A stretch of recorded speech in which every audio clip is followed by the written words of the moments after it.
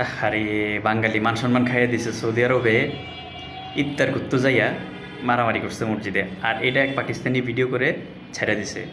এটা তো ভাইরাল হয়ে গেছে।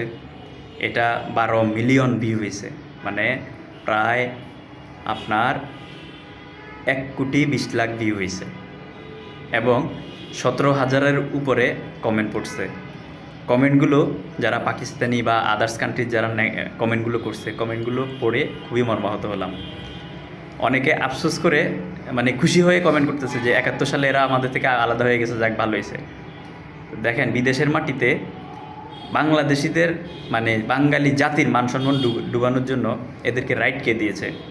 আপনারা 11 মাস খাওয়ার কিনে খাইতে পারেন, আর 1 মাস ফ্রি খাওয়ার লাগে, তাও একবেলা ইফতারি করার লাগে আপনারা মসজিদে যাবেন, সেখানে গিয়ে তাও বাঙালি বাঙালি মারামারি করবেন, কামড়াকামড়ি করবেন। এটা তো ঠিক না।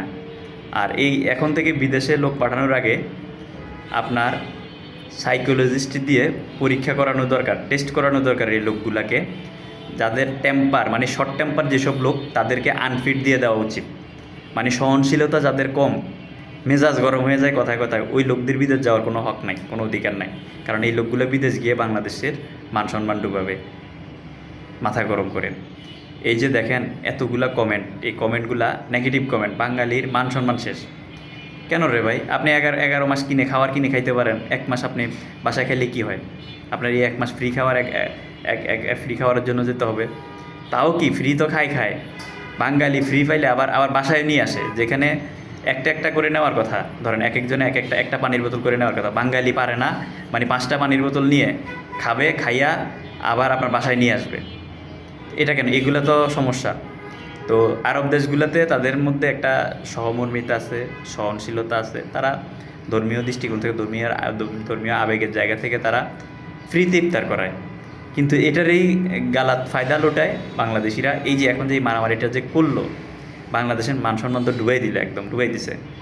আর এই জন্যই আমাদের বাংলাদেশের রাষ্ট্রপ্রধানরা বা রাষ্ট্রের লোকজন যারা বিভিন্ন দূতাবাসে কাজ করে, তারা বাঙালি কোনো আকাম কুকাম করলে ওই দেশের ওই ওই সকল দেশের সংশ্লিষ্ট কর্তৃপক্ষের কাছে মানে কমপ্লেন করতে যায় না, বা মানে রিকোয়েস্ট করতে যায় না। কারণ রিকোয়েস্ট করতে গেলে জানে যে দোষটা আমাদের বাঙালি বেদিরে হবে, সেজন্য আসলে যায় না। তো এরপরে কি করে? বাঙালি কমপ্লেন করে যে দূতাবাসেতে কোনো হেল্প পায় না। আরে ভাই, দূতাবাসে হেল্প করবো কীভাবে? আপনারা যে জায়গায় জায়গায় আকাম করে রাখছেন, ওই দূতাবাসের কর্মকর্তার মুখ রাখছেন যে সেই দেশে গিয়ে সেই দেশের সরকারি কোনো লোকের সাথে মানে বুক ফুলিয়ে কথা বলতে।